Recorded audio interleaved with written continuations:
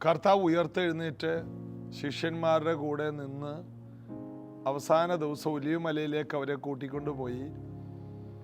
പിതാവിനോട് കേട്ട വാഗ്ദത്തത്തിനായിട്ട് നിങ്ങൾ കാത്തിരിക്കണം, കാത്തിരുന്ന് ശക്തിയെ പുതുക്കിയിട്ട് നിങ്ങൾ ഭൂമിയുടെ അറ്റത്തോളം എൻ്റെ സാക്ഷികളാകുമെന്ന് ഉറപ്പും കൊടുത്തു.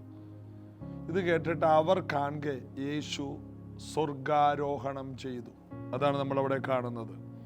ലൂക്കോസിന്റെ സുവിശേഷം ഏറ്റവും ഒടുവിലത്തെ അധ്യായത്തിൽ അവരെ അനുഗ്രഹിക്കൽ അവൻ അവരെ വിട്ടുപിരിഞ്ഞു, സ്വർഗാരോഹണം ചെയ്തു. അവർ അവനെ നമസ്കരിച്ചു, അല്ലെങ്കിൽ ആരാധിച്ചു. മഹാസന്തോഷത്തോടെ യെരുശലേമിലേക്ക് മടങ്ങിച്ചെന്ന് എല്ലായ്പ്പോഴും ദേവാലയത്തിലിരുന്ന് ദൈവത്തെ വാഴ്ത്തി പോന്നു. അവർ മഹാസന്തോഷത്തോടെ അവര് ദേവാലയത്തിലേക്ക് പോയി എപ്പോഴും പ്രാർത്ഥനയിലിരുന്നു. ഇവരുടെ ജീവിതം പ്രാർത്ഥനയിലേക്ക് വന്നത് യേശു ഉയർത്തെഴുന്നേറ്റു എന്ന പ്രത്യാശ കൊണ്ട് അവർ നിറഞ്ഞപ്പോഴാണ്. മാത്രമല്ല, യേശുവിനെ ചേർക്കാൻ വീണ്ടും വരുമെന്ന് പറഞ്ഞു.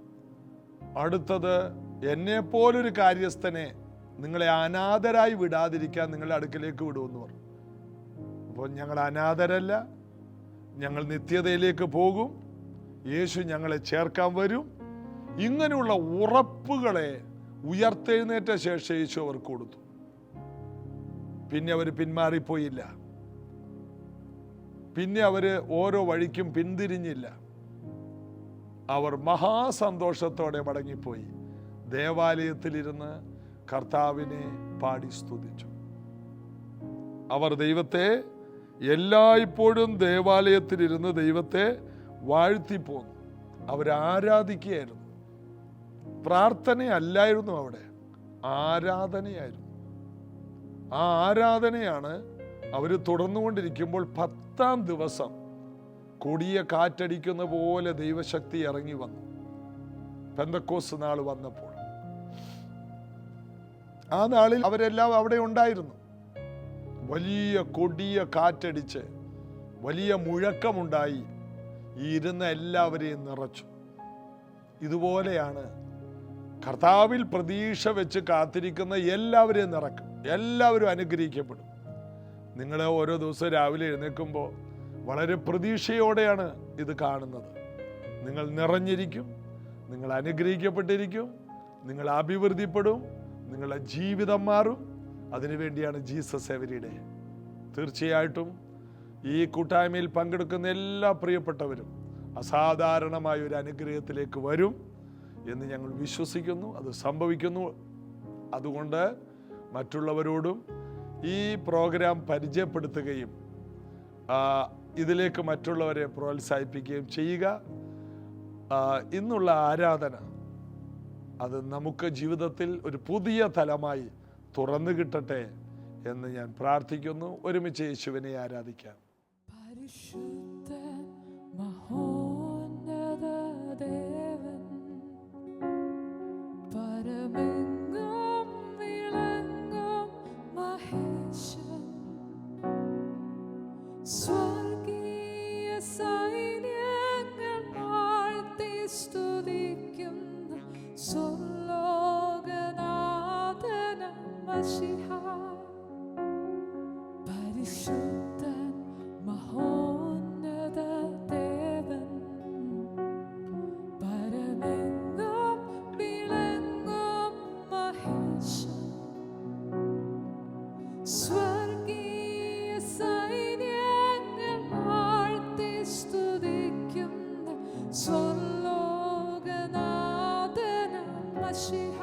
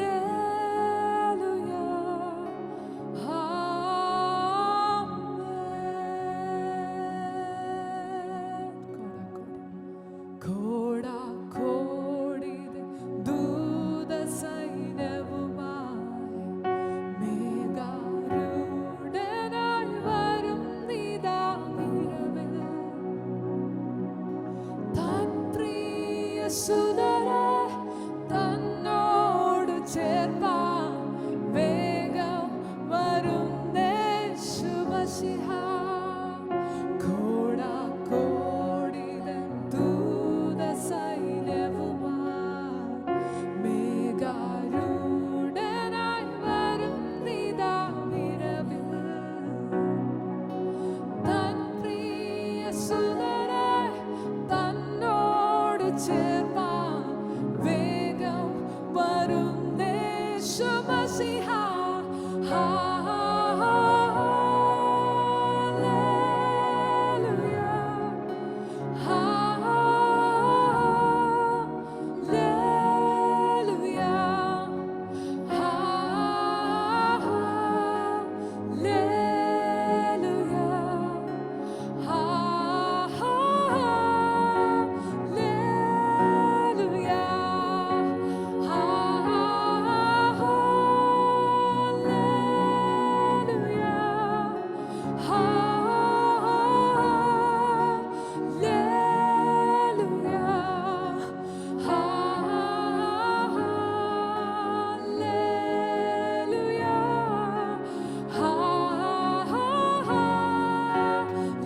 എല്ലാ കരങ്ങളെ ഉയർത്തിക്കൊണ്ടൊന്ന് പാടിയാൽ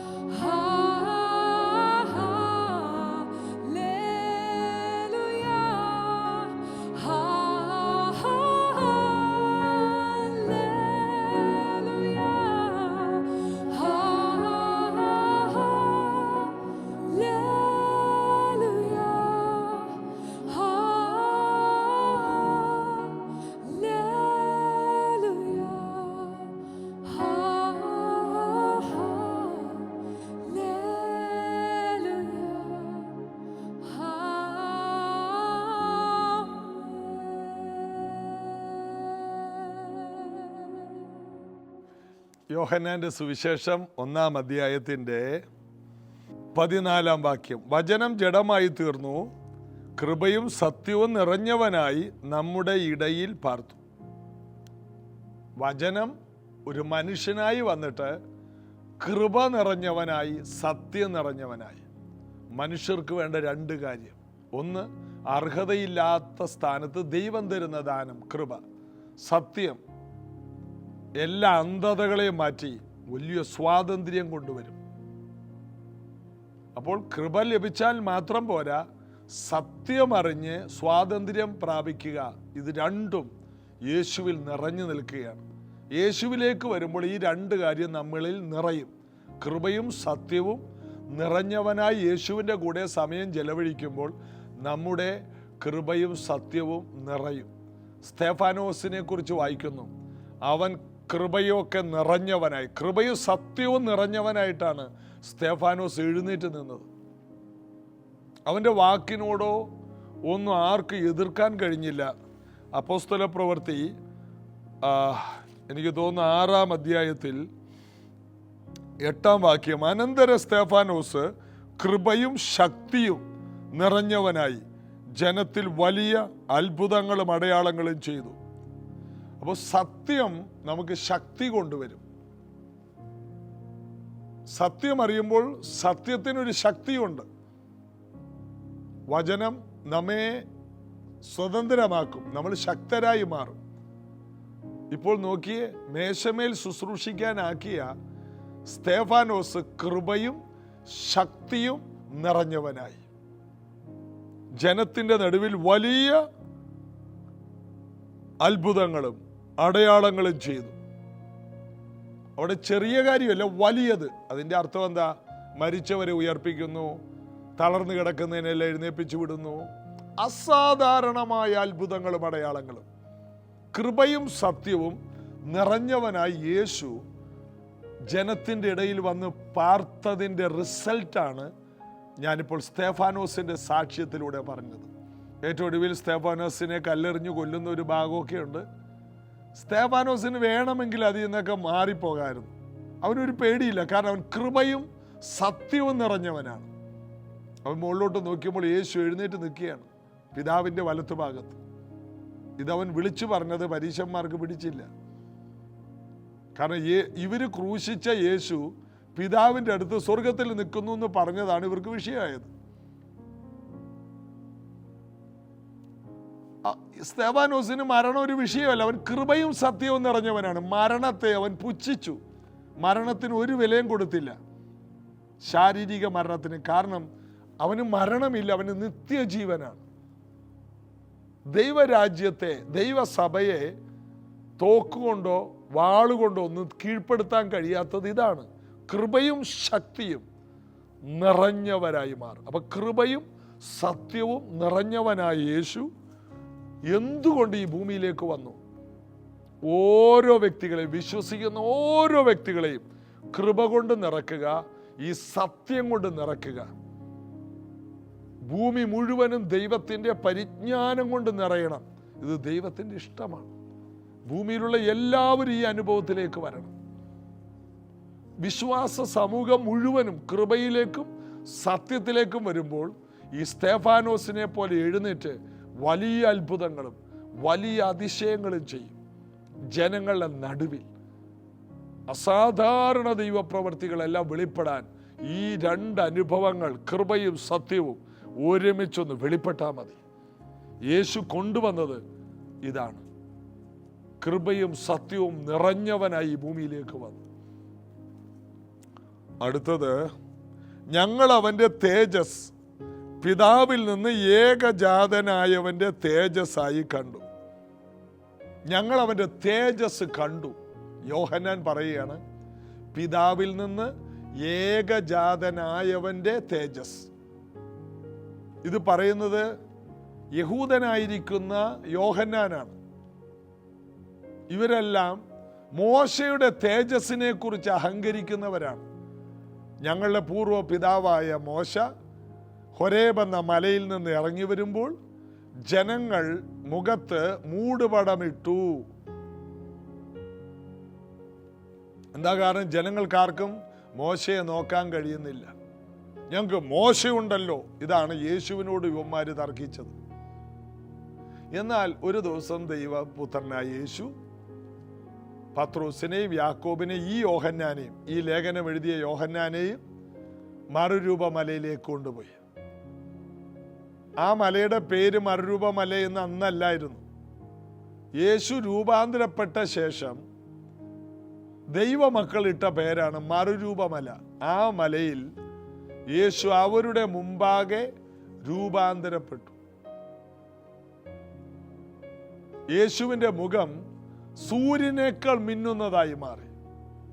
നീതി സൂര്യനായ ക്രിസ്തു അവിടെ ശോഭിക്കുന്നത് കാണാം. ഈ പത്രോസ്, യാക്കോബ്, യോഹന്നാനെ നോക്കുമ്പോൾ ഭയങ്കര തേജസ് ഉണ്ടായിരുന്ന മോശയെ അവിടെ കാണാം. ദൈവത്തിന് വേണ്ടി കത്തി ജ്വലിച്ച ഏലിയാവ് ഇപ്പുറത്ത് നിൽപ്പുണ്ട്. എന്നാൽ യേശുവിനോളം ശോഭ അവിടെ പറയുന്നില്ല. ആർക്കാണ് ശോഭയെന്ന് കാണിക്കാനാണ് ഈ മുകളിലോട്ട് കൊണ്ടുപോയത്. എന്നിട്ട് ഈ ഉറക്കത്തിൻ്റെ ഇടയിൽ നിന്ന് ഇവർ അവിടെ കിടന്നുറങ്ങി. തേജസ്സിന്റെ നടുവിൽ, കൃപയുടെ നടുവിൽ കിടന്നുറങ്ങിയ ടീമാണ് ഇവർ, നമ്മുടെ അപ്പച്ചന്മാർ. പത്രോസ് പറഞ്ഞു, നമുക്ക് 3 കുടിലുണ്ടാക്കാം. കർത്താവ്, ഞാൻ 3 കുടിലുണ്ടാക്കാം. 1 നിനക്ക്, 1 മോശയ്ക്ക്, 1 ഏലിയാവിന്. ഉടനെ സ്വർഗത്തിൽ നിന്നൊരു സ്വരം ഇടി വെട്ടുന്ന പോലെ, ഇവൻ എൻ്റെ പ്രിയപുത്രൻ, ഇവന് ചെവി കൊടുപ്പേൻ. പേടിച്ച് വിറച്ചവരെല്ലാം താഴെ വീണു. യേശു പറഞ്ഞു, പേടിക്കണ്ട, എഴുന്നേക്കു പിള്ളേരെ. ഒരു പേടിച്ച് താഴെ കിടക്കുകയാണ്. ഇവരെഴുന്നേറ്റപ്പോൾ യേശുവിനെ അല്ലാതെ ആരെയും കണ്ടില്ല. തിരിച്ചു വന്നപ്പോൾ മനുഷ്യപുത്രൻ മരിച്ചടക്കപ്പെട്ട് ഉയർക്കും വരെ ഇതാരോടും പറയരുതെന്ന് പറഞ്ഞു. അപ്പോൾ യേശുവിൻ്റെ തേജസ് കണ്ടവനാണ് ആര്? യോഹന്നാൻ.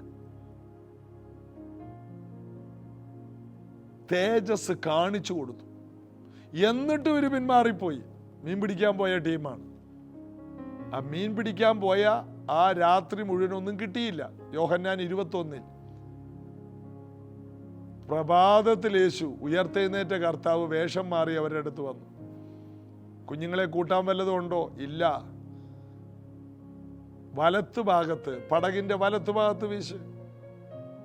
സ്ഥലം പറഞ്ഞു കൊടുത്തു. വീശി 153 വലിയ മീൻ. മീന്റെ പെരുപ്പം, വല കീറാറായി, കീറിയില്ല, വലിച്ചൊരു കണക്കിന് കയറ്റി. മീൻകൂട്ടം കണ്ടപ്പോൾ യോഹന്നാൻ പറഞ്ഞു, അത് കർത്താവാണ്. തേജസ് ഉണ്ടെങ്കിൽ അത് കർത്താവാണ്. പറഞ്ഞ വാക്കുപോലെ വലിയ സമൃദ്ധി വരുന്നുണ്ടെങ്കിൽ അത് കർത്താവാണ്. ആ യോഹന്നാൻ ഇവിടെ എഴുതിയിരിക്കുകയാണ്, ഞങ്ങൾ അവന്റെ തേജസ് പിതാവിൽ നിന്ന് ഏകജാതനായവന്റെ തേജസ്സായി കേട്ടു എന്നല്ല, പഠിച്ചു എന്നല്ല, ഞങ്ങൾ കണ്ടതാണ്.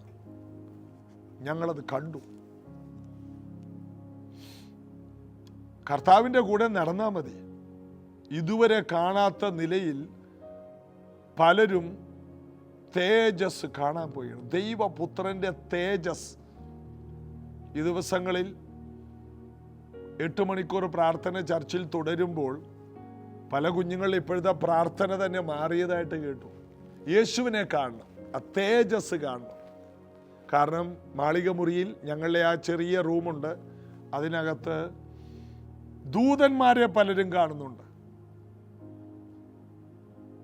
എന്നാൽ അതിനേക്കാൾ വലുതാണ് യേശുവിനെ കാണുക എന്നുള്ളത്. ദൂതന്മാർ 24 മണിക്കൂർ യേശുവിനെ കാണുകയാണ്. അതുകൊണ്ടാണ് ഇവർ ഇത്രയും ശോഭയുള്ളവരാകുന്നത്.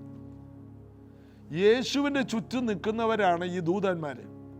യേശുവിൽ നിന്നാണ് ഇവർക്ക് ഈ തേജസ് വ്യാപരിക്കുന്നത്. നമുക്ക് യേശുവിനെ ഒന്ന് കാണണ്ടേ? യോഹന്നാൻ പറയണം, ഞങ്ങൾ പിതാവിൻ്റെ ഏകജാതനായവന്റെ തേജസ്സായി കണ്ടു. പിതാവിൻ്റെ ഒരേ ഒരു മകന്റെ തേജസ്, അതിശ്രേഷ്ഠമായ തേജസ്, ഞങ്ങളത് കണ്ടു. ഈ ദിവസങ്ങളിൽ എന്തെങ്കിലുമൊക്കെ വ്യക്തിപരമായിട്ട് കാണാൻ നിങ്ങൾ തന്നെ വിട്ടുകൊടുക്കുക. സമയമുണ്ടാക്കി പ്രാർത്ഥനയിൽ ഇരിക്കുക. നിങ്ങളുടെ മുറികളിൽ കർത്താവ് ഇറങ്ങി വരട്ടെ. ജോൺ ഓസ്റ്റിൻ എന്ന ഒരു ദൈവദാസൻ, PG വർഗീസ് അങ്കിള് ഡൽഹിയിൽ ഞങ്ങൾ കുടുംബമായിട്ട് അദ്ദേഹത്തിൻ്റെ വീട്ടിൽ പോയപ്പോൾ ആ വീട് കാണിച്ചിട്ട് പറഞ്ഞു, ഈ വീട് ജോൺ ഓസ്റ്റിൻ ഉള്ളപ്പോൾ വാങ്ങിത്തന്ന വീടാ. ഇത് സംഘടനയുടേതാണ്. ഇത് എൻ്റെ സ്വത്തായിട്ടൊന്നും ഞാൻ എടുത്തിട്ടില്ല, ഇത് സംഘടനയ്ക്കുള്ളതാണ്. എൻ്റെ കാലം വരെ ഞങ്ങൾക്ക് ഇതേ ഉള്ളൂ. ഞാൻ ലില്ലി ഇവിടെ പാർക്കുന്നു. അപ്പോൾ ഒരു ചരിത്രം PG വർഗീസ് അങ്കിള് പറഞ്ഞു. ജോൺ ഓസ്റ്റിൻ എന്ന ദൈവദാസൻ ഡൽഹിയിൽ വന്നപ്പോൾ ഒരിക്കൽ പറഞ്ഞു, നിന്റെ മിനിസ്ട്രിയെ ഞാൻ സഹായിക്കാം. അങ്ങനെ അദ്ദേഹം കടന്നുപോയി. കുറച്ച് കഴിഞ്ഞപ്പോൾ ആരൊക്കെയോ വിളിച്ചു പറഞ്ഞു, PG വർഗീസ് ആള് ശരിയല്ല, ഇങ്ങേര് നല്ല ആളല്ല, അങ്ങേർക്കൊന്നും കൊടുക്കരുത്. ഇങ്ങനെ പറയുന്നവരുടെ എണ്ണം കൂടുതലാണ്. അങ്ങനെ തരാമെന്ന് പറഞ്ഞത് കാത്തിരുന്ന് PG അങ്കിളിന് കിട്ടിയില്ല, വിഷമിച്ചു. പിന്നെ PG അങ്കിൾ അത് മറന്നു. ഒരു ദിവസം ജോൺ ഓസ്റ്റിൻ പ്രാർത്ഥിച്ചുകൊണ്ടിരിക്കുമ്പോൾ മുറിയിൽ യേശു ഇറങ്ങി വന്നു.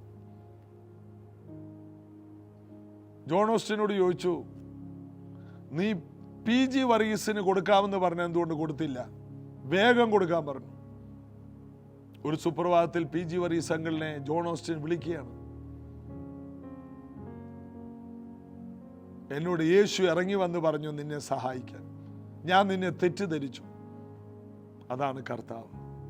ആരെല്ലാം തെറ്റിദ്ധരിപ്പിച്ചാലും കർത്താവ് ഒരാളെ സഹായിക്കാൻ തീരുമാനിച്ചാൽ ആരെ ഏൽപ്പിച്ചു ആ ആളെ കൊണ്ട് തന്നെ കർത്താവ് ചെയ്യിക്കും. കർത്താവ് ജോൺ ഓസ്റ്റിന് പലവട്ടം പ്രത്യക്ഷനായിട്ടുണ്ട്. അതുപോലെ കെന്നത്ത് ഏഗിൻസ്, കർത്താവ് എപ്പോഴും ഇറങ്ങി വരും. പലരും യേശുവിനെ നേരിട്ട് കാണുന്നവരുണ്ട്. അവരുടെ എല്ലാ ജീവിതം തന്നെ മാറി. ആ തേജസ് കാണണം. കർത്താവിൻ്റെ ആ തേജസ് കാണാനായിട്ട് ഈ ദിവസങ്ങൾ ഇരിക്കണം. നിങ്ങളുടെ സമയങ്ങളിൽ നല്ലൊരു സമയം കർത്താവിനെ കാത്തിരിക്കണം. ചിലർ പറയും ഞങ്ങളൊക്കെ ഇപ്പോൾ പെൻഷനായി, ഏജ് ഇപ്പോൾ 60 കഴിഞ്ഞു, ഇപ്പോൾ വെറുതെ ഇരിക്കണം. എന്തിനു വെറുതെ ഇരിക്കുന്നേ? യേശുവിനെ കാത്തിരിക്കുക, പ്രാർത്ഥനയിൽ ഉറ്റിരിക്കുക. തീർന്നു എന്ന് പറഞ്ഞ് വെറുതെ ഇരിക്കല്ലേ, കൊച്ചുമക്കളെയും കളിപ്പിച്ചിരിക്കല്ലേ. നിങ്ങൾ തിരക്കുള്ളവരാകും. എന്താണ് തിരക്കെന്ന് ചോദിച്ചാൽ പ്രാർത്ഥന എന്ന തിരക്ക്.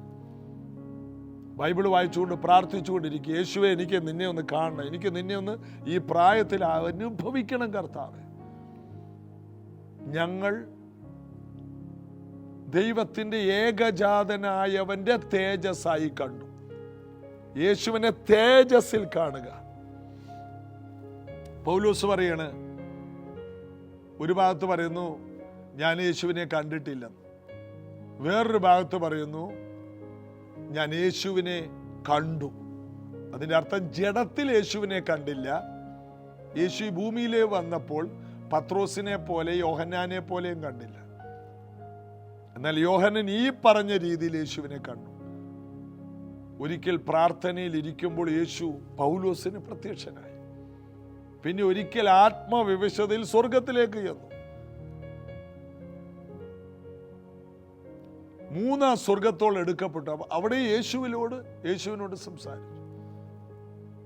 പിന്നെ 1 കൊരിന്ത്യർ 11:23 പറയുന്നു, ഞാൻ കർത്താവിൽ നിന്ന് പ്രാപിക്കുകയും. അതിൻ്റെ അർത്ഥം കർത്താവ് പറഞ്ഞു കൊടുത്തു, കാണിച്ചു കൊടുത്ത രാത്രിയിൽ അപ്പം എടുത്തു. ഇതെല്ലാം സ്വർഗത്തിൽ ചെന്ന് പൗലോസ് ഇതെല്ലാം കർത്തൃമേശയ്ക്ക് നേരിട്ട് ഒരു കൃപയായിട്ടും വെളിപ്പാടായിട്ടും പ്രാപിച്ചു. ഇത് നേരിട്ട് പങ്കെടുത്ത യൂദയ്ക്ക് നശിച്ചു പോകുന്നവർക്ക് ഇത് ഭോഷത്വമായിരുന്നു. എന്നാൽ രക്ഷിക്കപ്പെട്ട പൗലോസ് ആ കർത്തൃമേശയിൽ പങ്കെടുത്തില്ല യേശുവിൻ്റെ ഒപ്പം. എന്നാൽ യേശു അവനെ സ്വർഗത്തിൽ കൊണ്ടുപോയി പഠിപ്പിച്ചു. അതാണ് ഞാൻ കർത്താവിൽ നിന്ന് പ്രാപിക്കുകയും നിങ്ങൾ കേൾപ്പിച്ചു തരികയും ചെയ്തതെന്നാൽ, കർത്താവായ യേശുവിനെ കാണിച്ചു കൊടുത്ത രാത്രിയിൽ അവൻ അപ്പമെടുത്തു. അവണ്ണം തന്നെ അത്താഴം കഴിഞ്ഞ ശേഷം യേശു പാനപാത്രം എടുത്തു. ഇത് നിങ്ങൾ എൻ്റെ ഓർമ്മയ്ക്കായി ചെയ്യുവനെന്ന് പറഞ്ഞു. അയോഗ്യമായി ഈ അപ്പം തിന്നരുത്, പാനപാത്രത്തിൽ നിന്ന് കുടിക്കരുത്. ഇത് നിമിത്തം നിങ്ങൾ ആരും രോഗികളാകരുത്, നിദ്ര കൊള്ളരുത്, ബലഹീനരാകരുത്. 3 മർമ്മങ്ങൾ പഠിച്ചു. അയോഗ്യമായി ഇത് ചെയ്താൽ അപകടമുണ്ട്, മരണമുണ്ടാകും, രോഗികളാകും, ബലഹീനരാകും. അതിനിടയാകരുത്. യോഗ്യമായി. ഇന്ന് ദൈവസഭകളിൽ രോഗികൾ കൂടാൻ കാരണം സഭകളിലുള്ള മത്സരങ്ങളാണ്. അയോഗ്യമായി കർത്തൃമേശ എടുക്കുന്നു. വിശുദ്ധന്മാർക്ക് ഉള്ളതാണ് കർത്തൃമേശ. പൗലോസ് പറഞ്ഞു, അയോഗ്യമായി ചെയ്യരുത്, ഇത് ഞാൻ കർത്താവിൽ നിന്ന് പ്രാപിച്ചതാണ്. കർത്താവിൽ നിന്ന് പ്രാപിക്കാത്തവരാണ് അയോഗ്യമായി ഇത് ചെയ്യുന്നത്. അതുകൊണ്ട് സഭകളിൽ രോഗികളെ സൗഖ്യമാക്കുന്നവരല്ല, രോഗികളുടെ എണ്ണം കൂടുന്നുണ്ട്. ഭയപ്പെടുക. നമുക്കൊരു വിശുദ്ധ സഭായോഗത്തിനായി ഒരുമിച്ച് കൂടാം. കർത്താവ് അതിനുള്ള കൃപ തരട്ടെ. ഈ വചനങ്ങൾ നിങ്ങൾ പഠിച്ച് നിങ്ങളെ തന്നെ ബലപ്പെടുത്തുക. കർത്താവിൻ്റെ തേജസ് കാണാൻ ഈ ദിവസങ്ങളിൽ കാത്തിരിക്കുക. തീർച്ചയായിട്ടും നിങ്ങൾക്ക് ഈ അനുഭവം കർത്താവ് തരും. പ്രാർത്ഥിക്കാം. യേശുവിൻ്റെ നാമത്തിൽ ഇത് കേൾക്കുന്ന ഓരോ പ്രിയപ്പെട്ടവർക്കും യേശുവുമായിട്ട് കൂടുതൽ അടുത്ത ബന്ധം ഉണ്ടാകട്ടെ. ഞാനിവരെ അനുഗ്രഹിക്കുന്നു. സൗഖ്യങ്ങൾ നടക്കട്ടെ. അറിവില്ലായ്മയിൽ കർത്തൃമേശ എടുത്തവരോട് ക്ഷമിക്കണമേ. ഇനിയുള്ള നാളുകളിൽ യോഗ്യമായി വിശുദ്ധിയോടെ ഈ കർത്തൃമേശയിൽ പങ്കെടുക്കാൻ ഈ മക്കൾക്ക് ധാരാളം കൃപയുണ്ടാകട്ടെ. എല്ലാ രോഗങ്ങളും സൗഖ്യമാകട്ടെ. എല്ലാ അന്യായ ബന്ധനങ്ങളും അഴിയട്ടെ. വൈദ്യശാസ്ത്രം കൈവിട്ടതെല്ലാം ഇപ്പോൾ യേശുവിൻ്റെ നാമത്തിൽ സൗഖ്യമായി എഴുന്നേൽക്കട്ടെ. ബന്ധനങ്ങൾ അഴിയട്ടെ. മൂക്കിൽ ദശ വളരുന്ന, ശ്വാസമെടുക്കാൻ കഴിയാത്ത, ഇത് ശ്രദ്ധിക്കുന്ന വ്യക്തിക്ക് ഇപ്പോൾ സൗഖ്യമുണ്ടാകട്ടെ. യേശുവിൻ്റെ നാമത്തിൽ അത് സംഭവിക്കട്ടെ. കർത്താവിൻ്റെ കൈകളിൽ ഏൽപ്പിക്കുന്നു, യേശുവിൻ നാമത്തിൽ. ആമേൻ. നിങ്ങൾ കർത്താവിൽ അനുഗ്രഹിക്കപ്പെട്ടവരാണ്. നേരിട്ട് ഈ മീറ്റിങ്ങിൽ പങ്കെടുക്കാൻ നിങ്ങൾക്ക് ഒത്തിരി അവസരങ്ങളുണ്ട്. ആലപ്പുഴയിൽ പ്രൈസ് ജനറേഷൻ ചർച്ചിൽ നാളെ 8 മണിക്ക് രാവിലെ സഭായോഗമുണ്ട്. കടന്നു വരണം. മറ്റുള്ള ജില്ലകളിൽ നിങ്ങൾക്ക് വരാം. കർത്താവ് അനുഗ്രഹിക്കട്ടെ. നേരിട്ട് നിങ്ങളെ ഓർത്ത് പ്രാർത്ഥിക്കുവാൻ ഞങ്ങൾ ആഗ്രഹിക്കുന്നു. ഈ മീറ്റിങ്ങുകളെക്കുറിച്ച് കൂടുതൽ അറിയാൻ ഞങ്ങളെ വിളിക്കണം. ഈ മിനിസ്ട്രിയെ സപ്പോർട്ട് ചെയ്യുവാൻ, ഈ മിനിസ്ട്രിയുടെ ഒരു ഭാഗമാകാൻ നിങ്ങൾക്കും അവസരമുണ്ട്. വരുന്ന തിങ്കളാഴ്ച മുതൽ ജീസസ് എവരിഡേ എന്ന ഈ പ്രാർത്ഥന വീണ്ടും ഇതേ സമയത്ത് ഉണ്ടായിരിക്കുന്നതാണ്. God bless you.